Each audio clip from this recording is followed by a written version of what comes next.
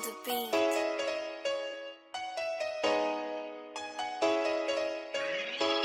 Welcome back to the Supercoach Take podcast. Round 10 is over and we have a jam-packed episode this week. We have so much to discuss, and today we're going to discuss, is this an upgrade or downgrade week? We have a few interesting rookies to go over.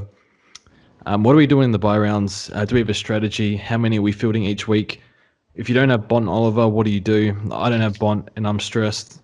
Well, then we'll talk about upgrade targets as well, because there's a few budget options, but there's also a lot of defenders and forwards are very well reasonably priced. So we'll speak about that, and then of course captains and vice captains. And we'll talk about that as well. But for this episode, we have Enno. How are you, mate? George, good mate. How are you?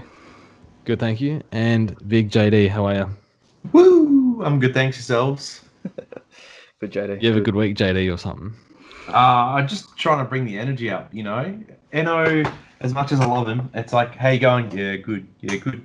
Yeah, good. Every time. So it just Takes me a while to get in. Yeah, I know. You're someone that has to warm up a bit, and I'll tell you what, I burn out real quick. So starting with the energy, and I'll fade as we go on. Oh, how'd you go, mate? Come on. Oh no, I went all right this week. Like it was a 2,400, up a couple hundred spots. I think I'm about 800 overall now, which is like still well down on where I started for the year. But like it was nice to have a week where I went back up for a change. Yeah, mate. That's me too. First one in I think 8 weeks I've gone upwards. So little wins. Just into like just under 5k. So 23.57. I think the Clary captain just got us across the line for a move up this week. So take that. I think all the buys. Yeah. All three of us had the Oliver captain, right? And that was pretty much George's call on the podcast last week. So hopefully everyone listened, took that advice, and banked that 204. Yep. I just remember Oliver on the Crows last year, and we put about 5 different players on him, and none of them could go with him. And it happened again. He was unstoppable. I said it was the best midfield performance I've seen since I can remember. And Champion Data said it was the best midfield performance in the past 10 years. I think obviously Buddy's 13 goals number one performance, but for the midfield performance, it was just unbelievable. So it was it was great to have freaky him. stuff. Like even in the fourth quarter, he was just winning balls like one-handed. Like it was so ridiculously clean. And that was after Tex tried to take him out of the game too. Like they literally tried everything. It was cooked. He was just moving out of stoppages like it was the first quarter, and everyone else was stuffed, and he was just levels above. It was ridiculous. It was a joy to watch. But his second half alone, I think he scored something like a 123 or 127. We were all stressing at quarter time. Yeah. Oh man, incredible. But yeah, I mean, bit of luck, obviously, because I think a lot of people, I had Guthrie vice captain, you guys had Walsh vice captain. They were on track for 150 plus, and they both had, right after half time, they both copped minor injuries. Both Guthrie might miss this week, not sure, but Walsh is fine, just copped an elbow to the head. Thanks, Kyle Hardigan. Dog. But yeah, anyway, we can jump straight in. The most important topic this week for me is planning for the buys, and we have probably 2 rookies this week that we're all looking at. But if you're like me, I have 200k in the bank and I want to spend it, but I'm trying to look after my team long term and leaving less things to chance. So there's Madden and Waitman. I think we'll start with you, JD. I've looked at both these players. I'm not exactly sure yet, but I'm leaning towards Waitman. Just feel a bit safer. Are you looking at bringing one or both, or are you looking to upgrade this week? Because I know you have a lot of money in the bank. Yeah, I've got 600k in the week, so I don't have to bring one in. I could just double upgrade. But part of what I'm considering is there any rookie downgrades next week? And at the moment, it doesn't look like anyone good's going to come along. So it kind of makes me think I do want to downgrade and just keep floating cash, which is unfortunate, but probably best for the long-term prosperity of the team. So yeah, I think I will get one of them. And so looking at Madden and Waitman, it's obviously really annoying that they have that middle buy. It's probably the one I'm struggling with the most. Of the two, I currently like Waitman more. His job security seems a little bit better than Madden's, with Madden facing, I think, 2 or 3 defenders from Brisbane being fit in the next couple of weeks, basically by the time their bye rolls around. And Madden's, I guess, his scoring hasn't been particularly great in the seconds or in the first outside of the game he had on the weekend. Waitman is going to have some streaky scores as well, I guess, being a small forward role, but playing for the Dogs that are putting up some huge scores obviously helps a little bit. And having a 98 in his rolling average means that he will go up a fair bit in the next couple of weeks, even with that large starting price of 174k. But yeah, for me, Waitman gets it just because I want that job security. If I'm trading in a rookie now, I really want them to be playing both of the games during the bye that they're not obviously resting for. And I think I have a better chance of Waitman doing that than I do Madden. Yeah. What about you, Enno? What are you thinking this week with Waitman or Madden or neither or both? Yeah, it's Waitman for me. I don't think there's much more I can add to what JD said. He pretty much nailed it for me. It just comes down situationally. Like, he has 600k in the bank. It's so tempting to double up, but with the last two buys being the bad ones, there's not really you don't want to double up on round 12 buy primos because like they're going to play 1 week. So I like the strategy, JD. Just keep it in the bank, and then after that round 12 buy hits, just go nuts. Just splash your cash. So yeah, I reckon that's a good strategy. On Madden, I don't know much about him really. Obviously, we know he's Irish, came from a Gaelic background, but he still seems kind of raw to me, and that just worries me. And you want the rookies playing in the bye. We need every player we can get, especially in round 14 for me personally. So yeah, I'll be bringing in Waitman for sure. Yeah, I think I'll do Waitman as well. Just try and look after the team because I don't really want to leave things to chance and hope we get rookies in the team sheets. I don't really want to get dead rookies at this point either, just because I already have Finn McRae, I have Comben, and then there's Highmore and Murphy as well. So they're not dead, but they're not exactly guaranteed to play. So with Madden, I did watch him. I thought he was okay. Did some good things defensively. Obviously, there's like Leicester and Payne and Ainsworth who could potentially take his spot. I think Leicester's probably the main one. I think if people that are going for Madden and trying to defend it, I really think they're reaching, to be honest, because they really need it to work.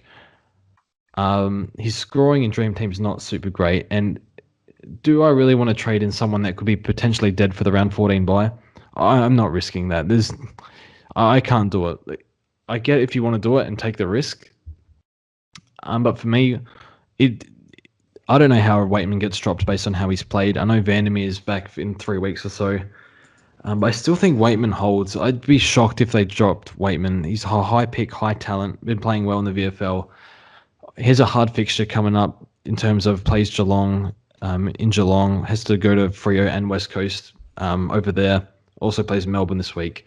That's not great. Obviously, they had an easy win against the Saints this week, but he actually scored well against Port in Adelaide, which was a very difficult game, I guess. It was pretty close for most of the game. So, yeah, I agree with Waitman. Waitman seems safer. He's probably going to make more money as well, but it's a premium extra 50k. I think you have to go Waitman if you're going to pick one. I don't trust Madden, and that's enough to... and I don't know what rookies are coming out. So, yeah, long story short, it's Waitman for me. And also we have Reeves coming through. So we assume Flynn plays this week, although Bruce is not far off. Are you guys planning to bring Reeves in 2 weeks if he plays this week? I wouldn't go Flynn to Reeves during the bye. I'd wait for him to be named in round 13. I don't know about his job security, but it seems a bit silly for them to not play him, given where Hawthorn are at, if they think he's the future. But we'll get another look at him this week. So are we all planning, say, JD, are you planning to go Flynn to Reeves in round 13? Yes, so currently I am. We will need that exit plan, and finding a downgrade target that will hopefully then play the round 14 bye when Grundy and Gawn would be really nice. So Ned Reeves and I think Zach Smith are the only 2 downgrade targets that look like that'll be the case. He's actually, I believe, the tallest player ever to play a game at 211 centimeters. Or at least he's the tallest Hawk. Maybe he's not the tallest ever. It's the same as Sandy, isn't it? Oh, yeah. Might be equal. Yeah. But so yeah, he's been at the club I think since 2019 as a project ruckman, and with Segler basically just being in awful form, he's finally got a bit of a chance. So it's not like an injury is the reason why he's gone past. It's just they want to keep McAvoy down back, and they haven't really got another ruck option. So if he plays well this week, there's a really good chance that he continues to hold his spot. because he's in there on form, not on like someone returning from injury. But I'm definitely planning to get him at the moment. Either like if he plays really well this week, I might even go early next week, just during the buys. So I don't have to worry about it the week after and have an extra trade. But the smartest thing will be to obviously wait until he gets named in round 13. Yeah, I wouldn't do that. I'd love to do it because that would allow me to do upgrades next week, such as getting rid of players. Even though they're not going to play, I get rid of players with high break evens. Get them out before they drop more. I feel that's risky though. See how he goes this week. If he looks like he's undroppable this week, then maybe. Otherwise, I'd really rather wait it out. Yeah, I'm thinking of a game where like he basically would end up with over 100 on Supercoach. He wins the hit-outs and looks really dominant. But he played Pitnet this week, so scoring at 82 against him isn't particularly impressive, and they lost the hit-out still anyway. So I don't know. He seemed to play okay for first gamer, and he does have that upside. And with Hawks, going through this rebuild, surely you give Reeves games over Segler. But yeah, we'll see what happens this week. But he's definitely someone to keep an eye on, and really is kind of like the standout debutant rookie from the week. Yep. Don't think I need to add any more, and I probably don't need to add any more to that. No, if he's there around 13, I'll get him for Flynn. Yep, for sure. Okay, so also note on Reeves, he was in a leg brace or moonboot or something. He had some. He was on crutches 4 weeks ago, so had some issue going on, but now he's fine. But just thought I'd add that. Buy rounds this year are pretty interesting. This is going to be the hardest buy rounds I've had in Supercoach, I think. So I've probably been playing Supercoach, I'll say seriously, paying more attention since probably 2018. I can't remember a year where I'm going to find it more difficult than this. So usually my strategy is load up on the round 11 players, the round 12 players, and then you copper hit that early round and then be easy and have easy upgrades the next two rounds. And for me personally, CJ Atkins have fallen apart, and then I had to trade Bose. So my plans have gone out the window. Now I'm in a bit of trouble. So for me, first round, I'll field 21. Easy, sleep well. The next round, without injuries, I'm going to field 17. Don't feel great about that. It's going to depend on Highmore and Murphy. So I'm assuming one of them plays, for example. So it might actually be 16, or it might be 18. So that's going to be left to chance, and it's a rookie score. So miss out on a 50 score. Round 14, it's going to be doomsday scenario where I think I'm going to field 15 to 16, depending on how we go. But I have trades to help fix that. So I field 16 that round. I feel okay copying a little bit of a hit because I should go up in the first round, but probably go down in the second and third. So I haven't planned for the buys as well as I have in previous years, but I'm happy to take 3 donuts, it's going to look like, which is kind of going to sting. And how do you feel about the buy rounds? Is there a strategy you're looking to go in with the buy rounds, or how do you feel about the buy rounds coming up? I'm actually looking a lot better than you are by the sounds of it. I'm not going to struggle as much during those last 14. I think is the worst for me. So it's kind of in defence really, since we got May in as well. Clary out in the mids and Brayshaw, and then the forward line should be a full forward line after Warner and Poultis probably. Well, they'll be gone by then, I would say. So, yeah, I mean, it's just I'm going one up, one down this week. Just keep building the bank, and then just hit the round 12 by players like Stewart or I've already got Titch, but he'd be a good one if you didn't have him. Just still be wary with that bloke, but. And what Whitfield is round 12, isn't he, as well? So, that's just the plan. Just bring in those guys and then just survive. And it's more just hoping those rookies still get games during the buys. They're the big ones. We know the Primos are going to, or barring injury, they'll be. We know who's playing and who's not. It's just more hope the rookies get games. So that's why before on Waitman, I think he's pretty pivotal to bring in this week. How you looking, JD? Yeah, I think I'm in a similar boat to you. So I'm looking at, I think, 21 in the first and in the round 12 buy. And then after trades, I'm probably looking at 18 in round 13 and maybe 19 or 20 in round 14.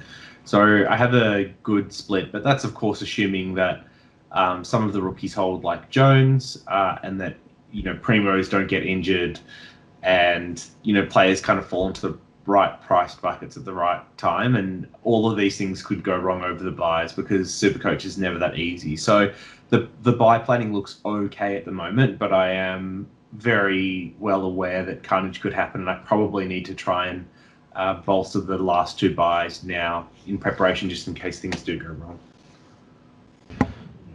Yep. So I think we spoke before the podcast about the strategy for the buys. For me, is I want to leave things as less the chance as possible, and if I get injuries in the buy rounds, I'll probably just cop them.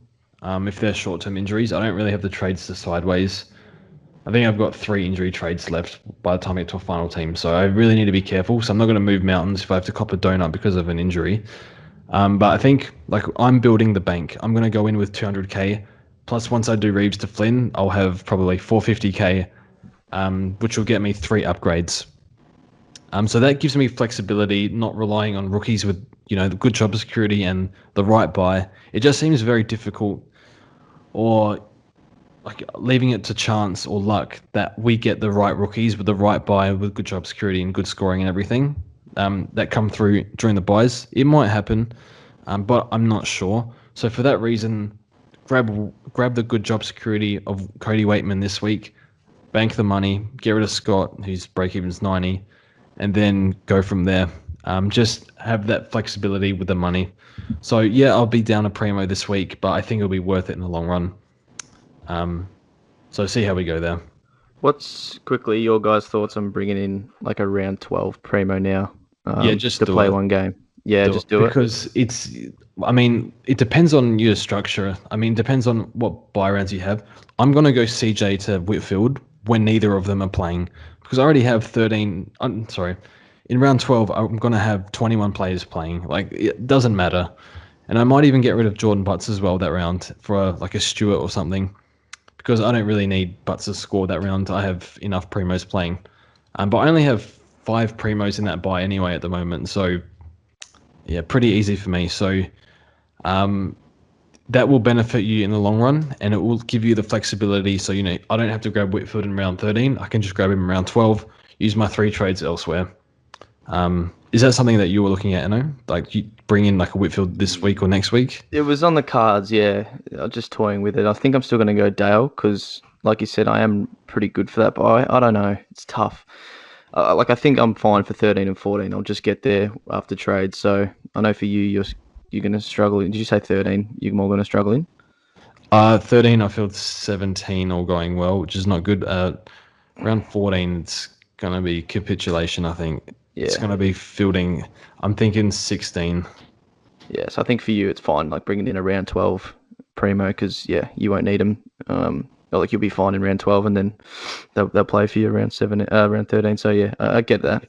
Round JD, 13. Yeah. Round 13 is the one that's toughest for me, for sure. That's the one that the dogs and... Yeah, the dogs, with Bond and McRae and stuff like that. So that's the one I'm most worried about. So I was looking... Effectively, my choice this week was, do I do a double upgrade and get in one of these round 12 premiums early, so Whitfield or Stewart, or do I take the opportunity to get Waitman? And what I decided on, to answer your original question, of can you bring in someone from the round 12 buy this round? I decided on Waitman partly because of the cash and just, the job security of that rookie, which we're not seeing much of at the moment.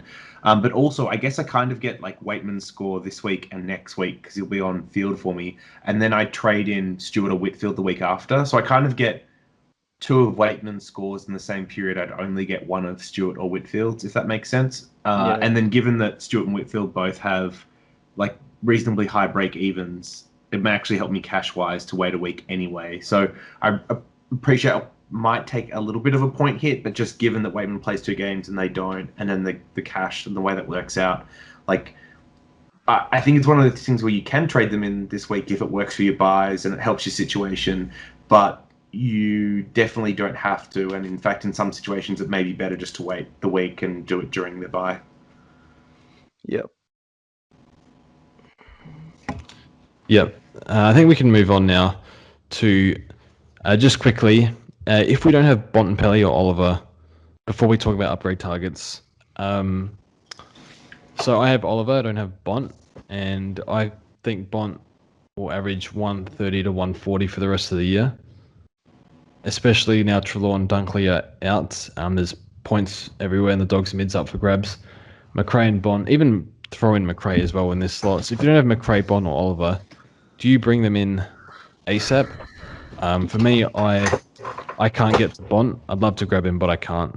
So me and you, we don't have Bont, even though we froth over him all the time. Yeah, last year was good. Yeah, the second half, I guess. Oh no, yeah, not the first half. Well, that's what probably threw us off this year. Really. Do you think you'll get Bontempelli this year?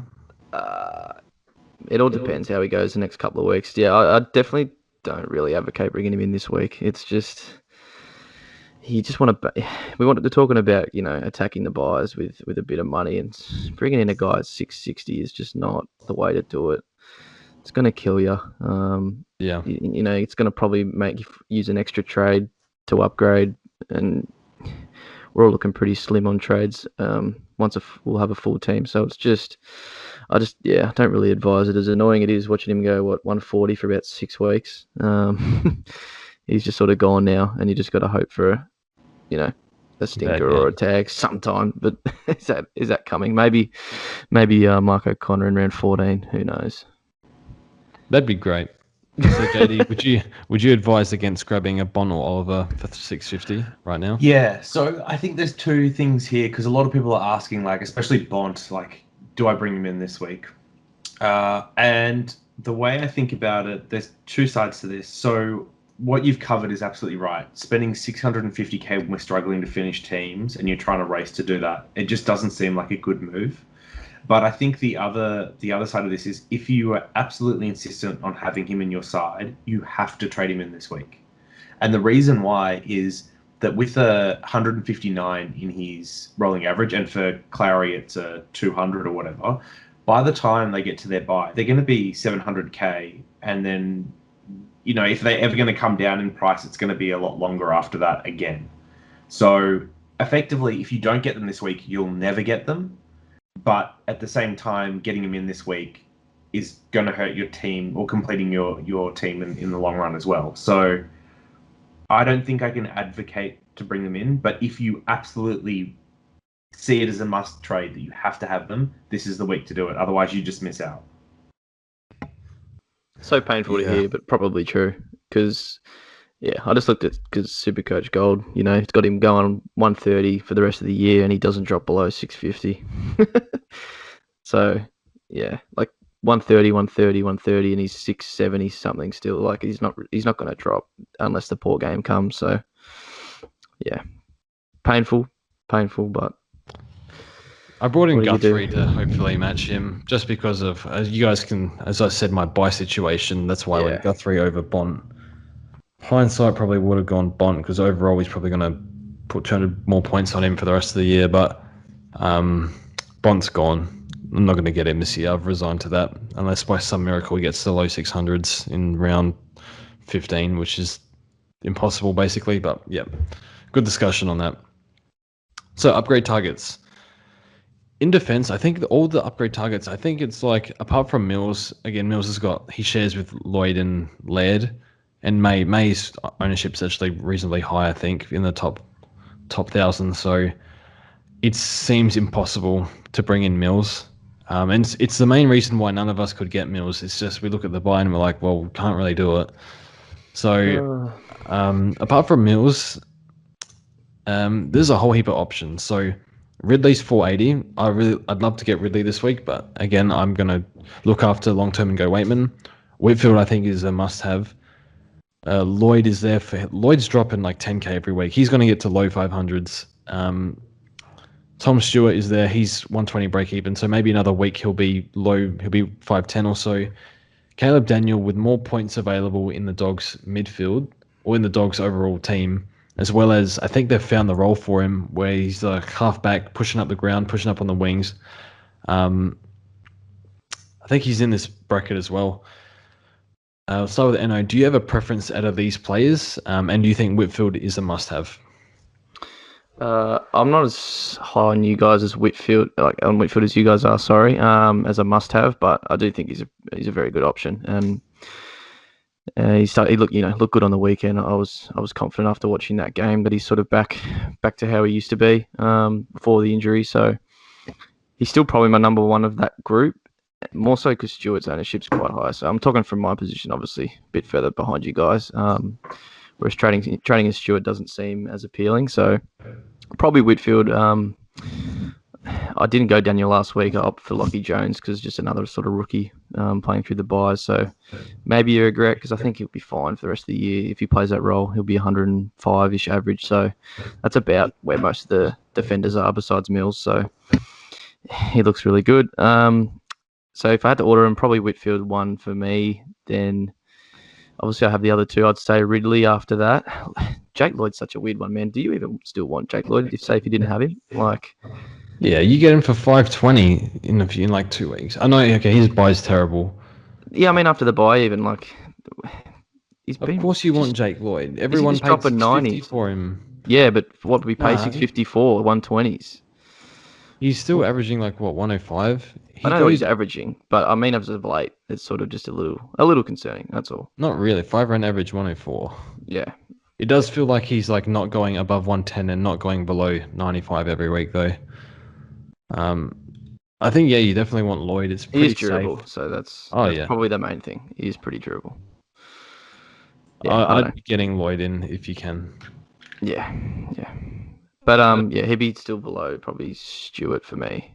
Just they are around that same area, so I guess it's splitting hairs. But JD, thoughts on? I know you love Whitfield, so you're definitely bringing him in. I do love Whitfield. Yeah, Whitfield and Stewart are my two targets just because their buys really help out my team. So I can't really see myself avoiding it. I guess if we're not considering buys, Ridley's probably still my number one target. 485k for someone that's averaging 105, including that concussion game. And, obviously we saw a really big stretch at the start of 120s, 130s, 140s. The last couple of weeks, I think it's 105 back-to-back. So we're starting to see him kind of hit form again, getting more kickouts on the weekend as well. I think Jordan Ridley to be my number one. After that, I think Stewart is probably my number two, just because of the durability over Whitfield as well as the buy. Those things both help.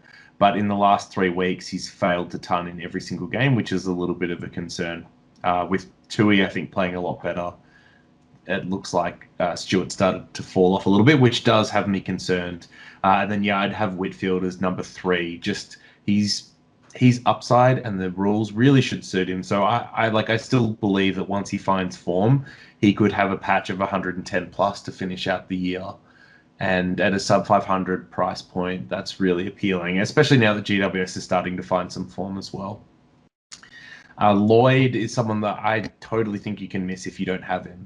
What George says is right. 105 average, durable, those things all sound pretty good, but the ceiling isn't there. And if you could get Mills over Lloyd, you would, right? All of us would just do that sideways trade. If you needed Laird still for some reason, you get him over Lloyd. So Lloyd's fine as a pick, but with the bad buy and not even being the best option in his team, he'd be outside my top 3 targets this week. And then Caleb Daniel, I think you mentioned as well, is just not someone that I'd entertain at all. I know you love him, Eno, but not on my radar. Okay, interesting. I think you guys have been very disrespectful to Jake Lloyd. So number one for me is Lockie Whitfield. His upside and buys, and also price. I think and the Giants fixture is a piss take going forward. He's number one for me easily, especially because not everyone's going to be able to grab him. A lot of people have 6 defenders. So Whitfield 1, Jake Lloyd 2, but because of his buy, probably have him lower. But buys aside, Lloyd 2, then Ridley. Tom Stewart, I think Tom Stewart, I don't know if what's he averaging in the 90s the last 5 weeks. So, I noticed Henderson's scoring a lot of points as well. I just find that very strange. So Stewart's got a 5-round average of exactly 100 and a 3-round average of 92. 105 average for the year. Okay, so I think you're splitting hairs between Ridley and Stewart. Ridley maybe slightly more upside. But yeah, Stewart fourth, and then Daniel. I actually think Daniel can go 105 from here, just because of the injuries to Treloar and Dunkley. And his role is actually pretty good. Gets up the ground and gets involved at contests. So actually don't mind Daniel, but I'd rather Ridley at the same price. So I love Whitfield a lot. Out of this bunch, I think he's must-have, but that's just me. But again, worst durability. I just want to quickly add, Dawson has a 5-round average of 98 and a 3-round of 110. That's more my concern. Like, he's just cut his ceiling off completely. So, yeah, I think it's a good option, yes. I just agree with JD saying you can miss him, I reckon, this year, which, I moved bloody mountains to get him last year because he didn't drop below 110 and he was averaging 125 or whatever it was. So, it just isn't the same this year, and it's annoying. That's all. I don't mean disrespect on Lloyd, right? Because I don't think he's a bad option, and I don't think. But I guess like by missing him, he's not going to hurt you. Yes, I agree, and you can get like a pointed difference. Yeah, there's a chance that Whitfield hurts you. There's a chance Ridley hurts you. There's a chance Stewart hurts you. But I don't feel like there's a big chance that Lloyd hurts you, just based on what we've seen this year. It sounds so strange to say, I know it. But I just don't see that stretch coming out from Lloyd this year where he goes 140 over 3 games or 130 over 5. I just can't see it happening. Yeah. But those other 3, that's all possible. Okay, that's fair enough. I still think Lloyd for like low 500s. It's a good option. Yeah. Yeah. We agree on that. Yeah. So Dan Houston, he's 420k at the moment. Look, he scored really well. I think he has 2 issues. One, he can be a downhill skier at times. This was the case last year, and he's also had 2 issues with his AC joint where he got injured twice. So yeah, hurt it once and then was subbed off. I think was it the showdown? I can't remember. A few weeks ago, after halftime, where he copped another hit to that same issue. So he scored really poorly on the weekend. Was it a bad game? Was it because of the shoulder where, he was kind of in doubt during the week anyway? So not sure. But if he shows some signs this week, and probably I want to see him with a rest, then after his bye play well, for 400k, I think he'll be. I don't think it's the worst option. And if you have 400k plus he has a good bye, I would be all over Houston if he looks like he's over the AC joint issue. I'm not expecting him to go 105 plus, even though that's what he was doing earlier in the year. But I think he can, he's 2 years of support where he's averaged 90. It's probably improved this year as well. But for 400k, I probably won't do it because I prefer other options. But if I was in that position, I actually think it's an okay option. And are you looking at Houston at all? Or do you think it's a reasonable option for 400k?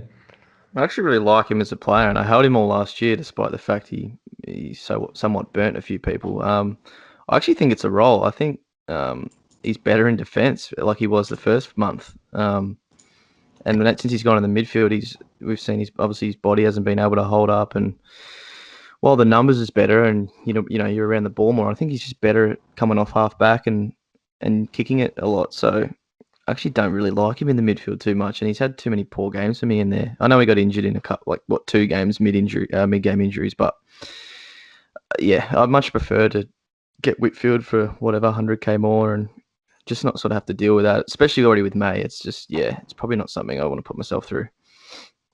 What do you reckon, JD? I'm going to try and stay calm. But I'm shaking. I am absolutely shook that George is bringing up Dan Bleep Houston, okay?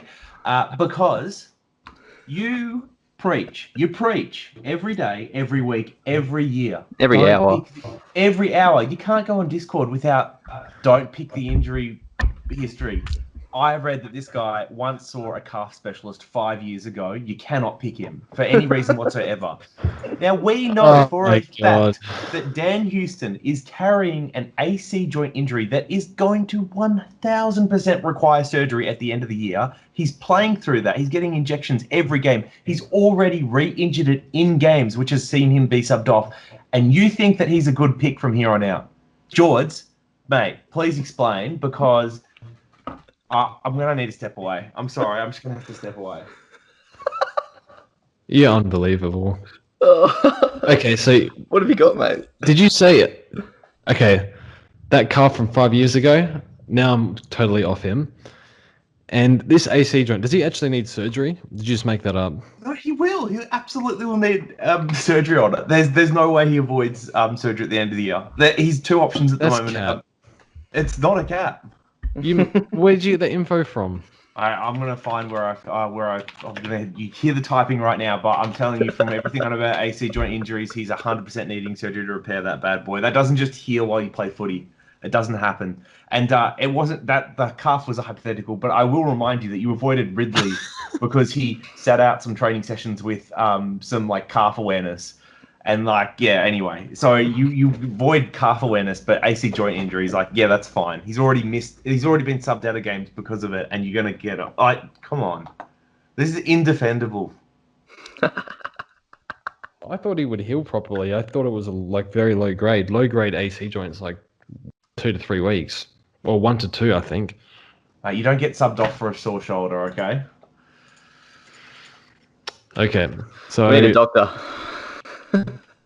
I think JD's done it. Scrap Houston off, I guess. But if you had Houston, because actually when we were doing this, doing the run sheet, I was saying Houston trade in, and you were saying Houston trade out. Yeah, I can give you an idea as to his thoughts. Okay, so are you trading out? So if you have Houston, are you getting rid of him?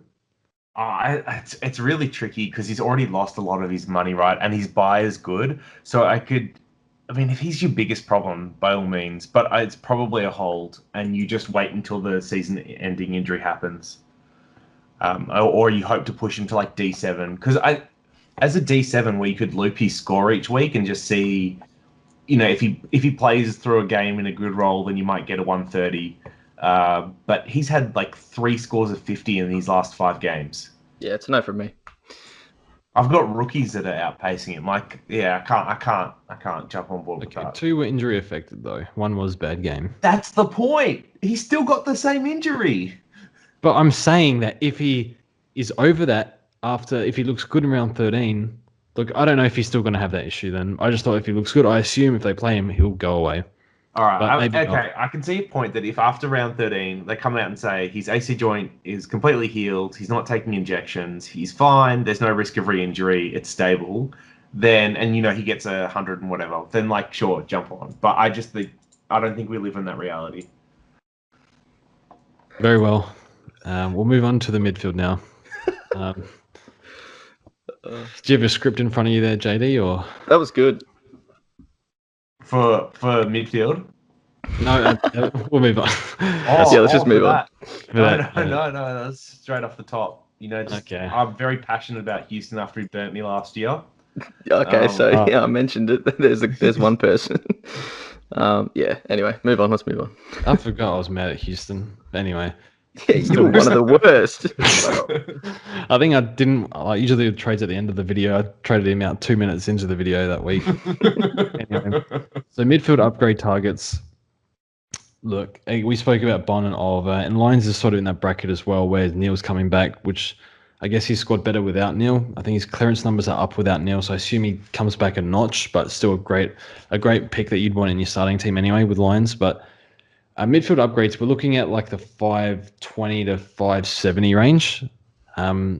Jack Steele, I think Walsh is 580, so Walsh as well. Zach Merritt, throw in DP3, the Parish plane, and then Petrarca's 520. So leave Petrarca out because he's in a different price bracket, but Steele, Walsh, Merritt all have...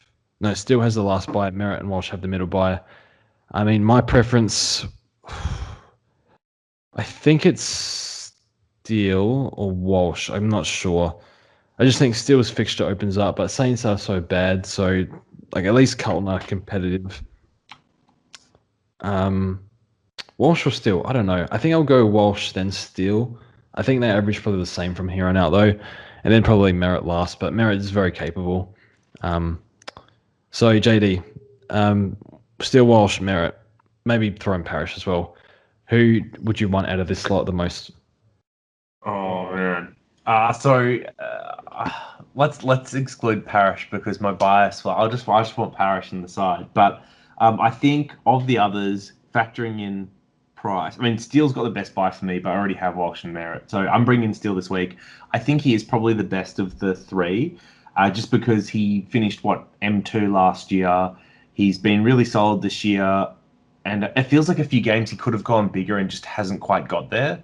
So it feels like he still has upside on his 112 average. With that said, I really love Walsh as a second option, and he'd be a close second as well.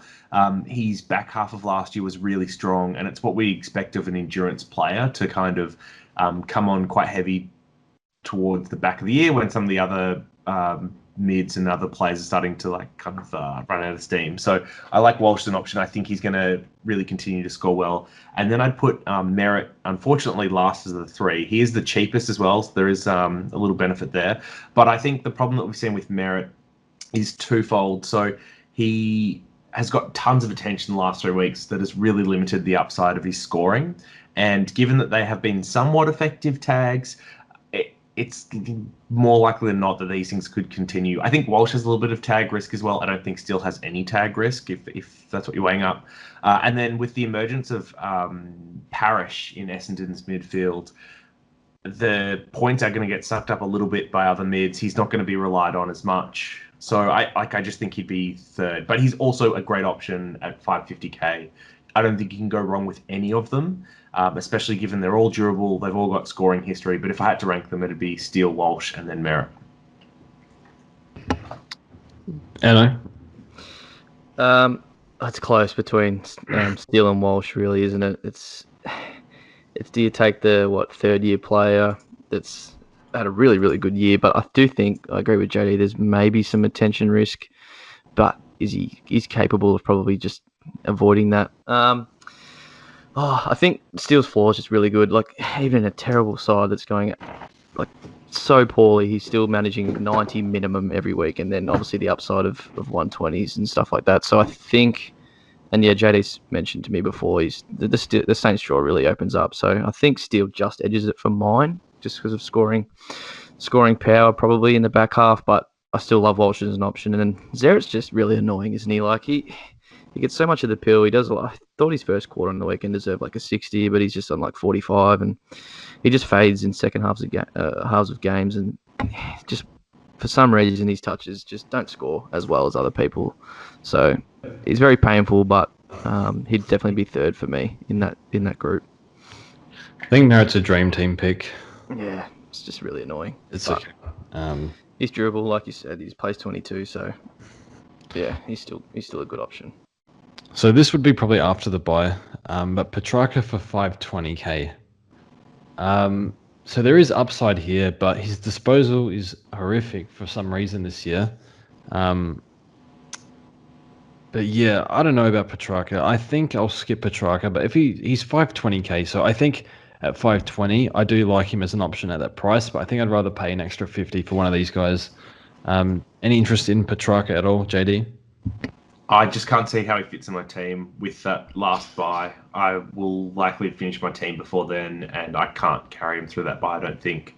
For those that could, he's definitely priced very well for the upside that he possesses, but I have a feeling that Melbourne's fixture is one of the worst on the run home, so that is something worth considering.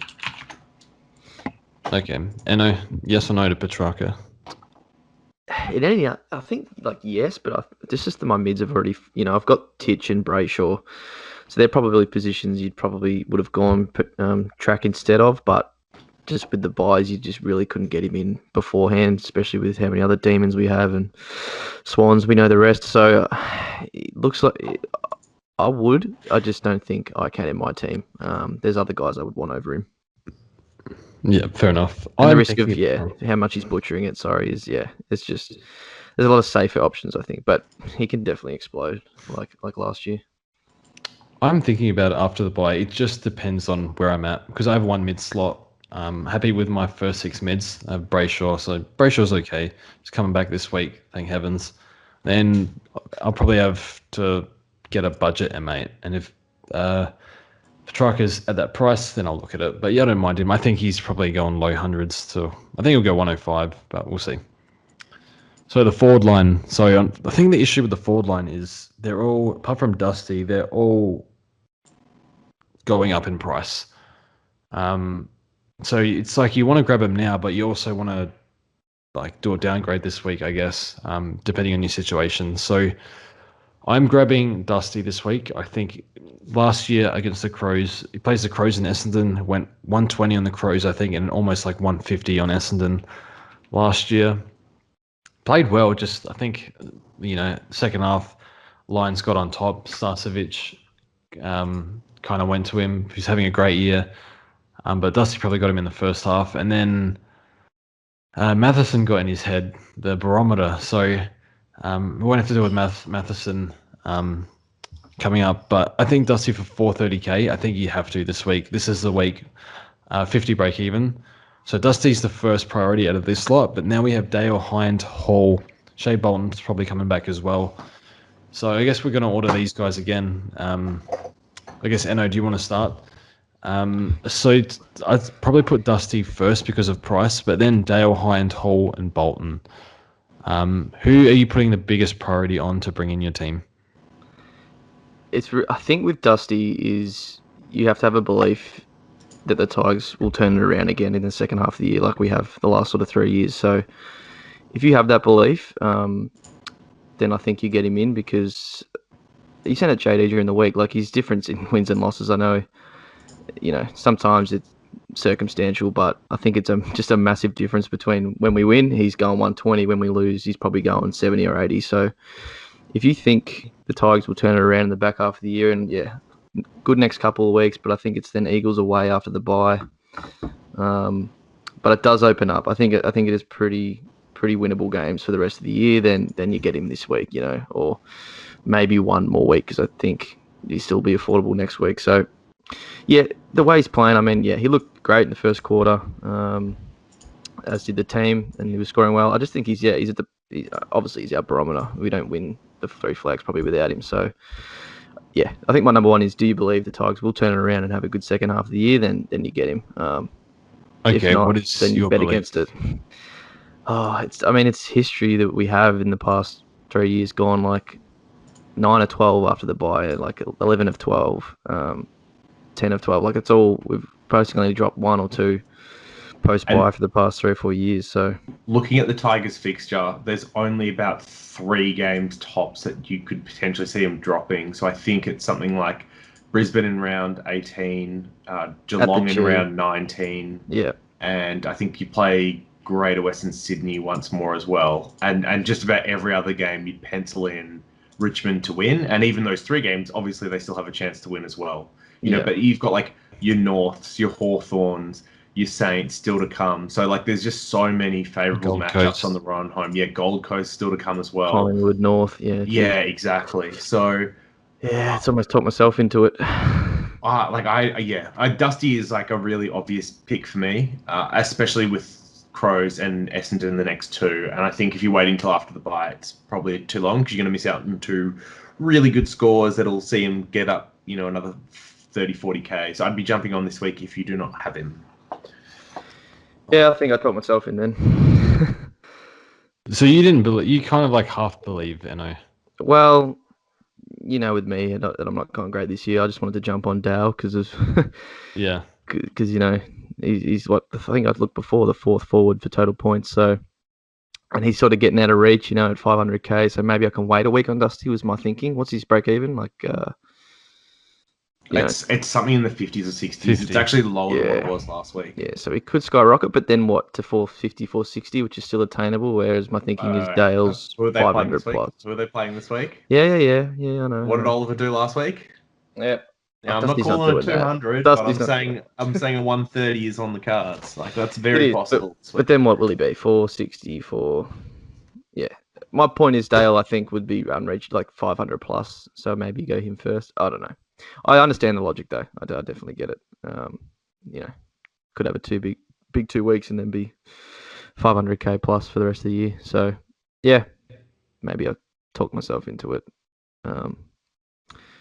What's the next option? Yeah, it's the price. It's the price as well. I think he's like 50k cheaper than these guys now. So yeah, but yeah, so you're going Dale. Look, it's a logical choice, and every logical choice I think I've made this year that it looked like one hasn't worked out. So that's my thinking. So anyway. JD, do you prefer Dale over Hind and Bolton? I know you like Hall. So you have him number 1, pretty sure. Yeah, still do.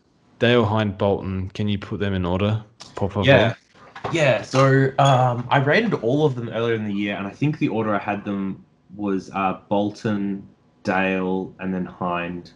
And I would probably slightly change that. I think Bolton is no longer number 1, just because part of the upside for Bolton was him getting all this midfield time, which he's now lost because he's had the broken hand, and then he's got to come back from that. So there is still upside. We've already talked about Dusty and their fixture and the wins on the run home, and Bolton should benefit from that. But I think I would have Dale 1, Hind 2, then Bolton 3. Okay. I am. What are your thoughts? Big fan of Nick Hind, but Dale has a higher ceiling. It's pretty obvious. He gets kickouts. I like Hind. I think Dale makes more sense though. And then Bolton, I'd probably have Bolton last because again he's coming back from the broken hand, and then all their midfielders come back. What do they do with him? So, although Bolton probably has the highest ceiling, so yeah, I don't know. It's probably Dale, Hind, then Bolton, but it just depends on how Bolton recovers from that injury and if they give him enough mid minutes. But I guess they have a nice fixture for Bolton, so probably we'll see plenty of the ball. Can score well playing like 40-60 mid forward sort of thing. So I don't think there's much in it, to be honest. Now the final name on this list is one Isaac Heaney. We spoke about him last week. Scored 80 odd, and still like 350k. Not for me.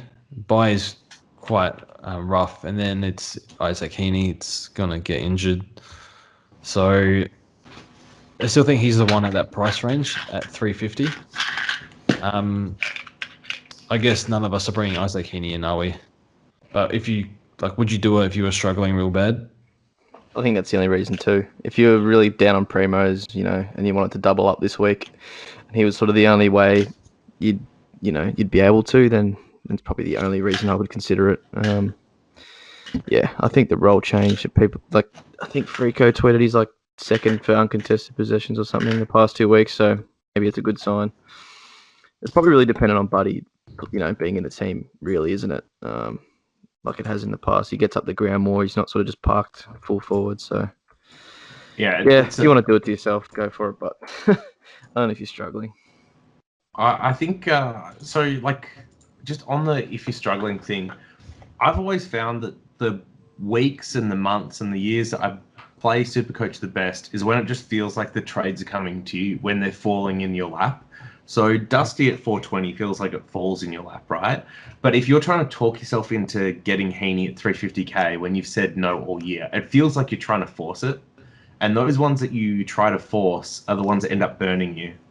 So it's just one of those things where I can see all the upside and all the reason why you would do it, but everything in my gut and the history I have playing the game says I'd be forcing to get him in. He's got a bad bye. He's been injured this year. He hasn't showed premium scoring in a little bit.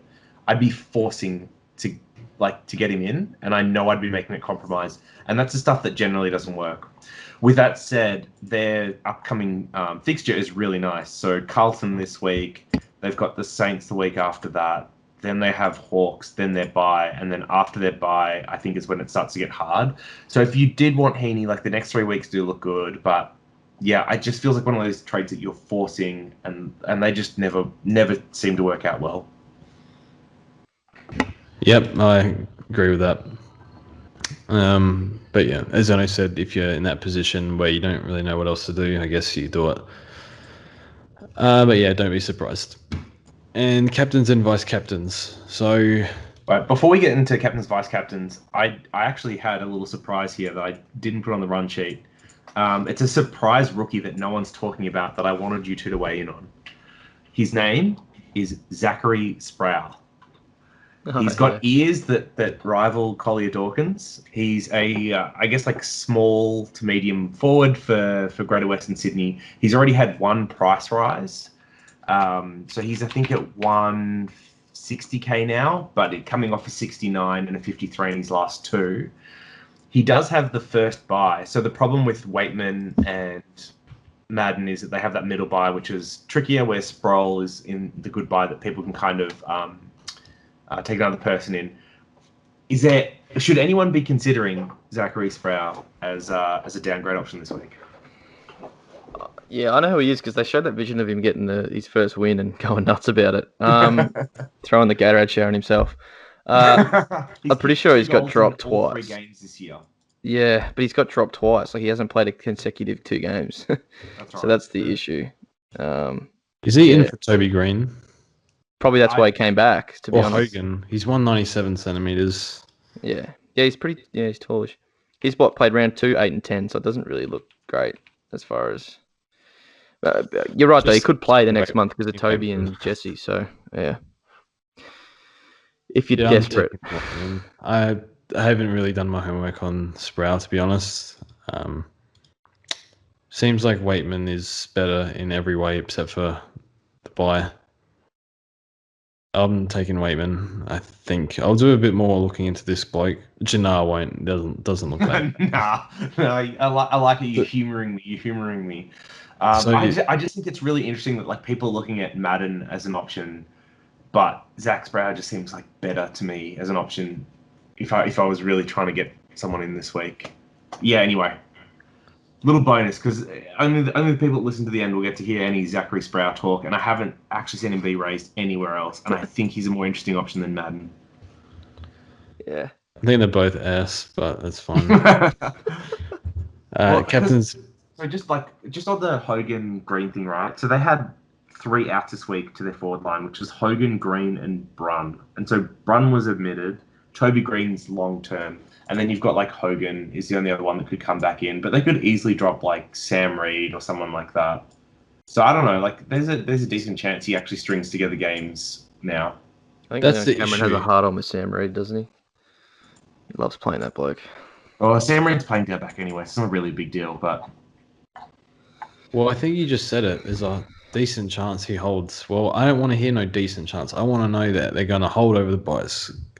I'm pretty sure Waitman's going to hold. I don't know about Madden and Sproul. Yeah. I guess with the injuries, he should probably hold over the buys. But after that, you're looking at a dead rookie that's not making a whole lot of money. Maybe. I think I'll go Waitman. As a 98 thing. Well, they also play Brisbane this week, right? And there's a chance that he doesn't score any goals and he's dead in the ground. But, all right, that's fine. Carry on. I think he peaked with that Gatorade shower. Anyway, so, captains this week, it's looking like we'll get it over with pretty early because, well, Gawn, Bont, McRae, and Oliver all play each other on Friday. And then Grundy plays the next day against Geelong's Rucks, who I think they're playing a bit of blitz halves in the ruck. I think that's probably it. So we pick a player on Friday, and then we go into Grundy. I'm not sure there's anyone else I like. I guess Lyons, if you have him at the Gabba versus GWS. That's probably about it. But I think I'd take Grundy. So what are we doing on Friday night? Who's our vice captain? McRae, Bont, Oliver, or Gawn? Eno. What's the ruck situation with the Dogs? Because I know English and Martin's still out. So Jordan Sweet, rookie ruck. Gawn is super tempting. So probably him at this stage until team news. But then for me, McRae's like the safe one. You'd think at this point, Clary and Bont get some sort of attention if these coaches have any idea. But again, who knows? They haven't all year, or Clary only once. So I think gone for now until we see what the ruck situation is. But yeah, it's going to be pain on Friday night watching who goes largest and who you didn't get. And you're going to get it wrong, let's be honest. JD? Yeah, I think it's gone or I pass. I believe there's a really good chance actually just let the two midfields go head to head, and each of them will, like, the Dogs are going to back in Bont, McRae, and I think the Demons will back in Oliver and Petrarca to win the midfield battle, especially with Gorn in there as well. So I have a feeling they'll both back their own midfields in, and there won't be a lot of like really heavy defensive manning. But to Enno's point, like, how do you pick which one of those is going to be the one that scores well? Maybe you've got some genius insight, George, but I like Gorn against a rookie ruck. Obviously, the risk is that the Dogs shark all his taps and he doesn't score very well. Otherwise, I'm even considering avoiding that game altogether and just putting the VC on Grundy and then putting the captaincy on Steele as a debutant. Okay. It's probably not the worst play because you want I think Grundy's probably the number one captain this week. So for the most part, I like my vice captain on my number one captain choice. But one of these guys is probably going to go berserk this week, but it's like who? I think I'm going to go McRae. McRae into Grundy. I feel safe with both. So, especially with the Dogs mids, more points to go around.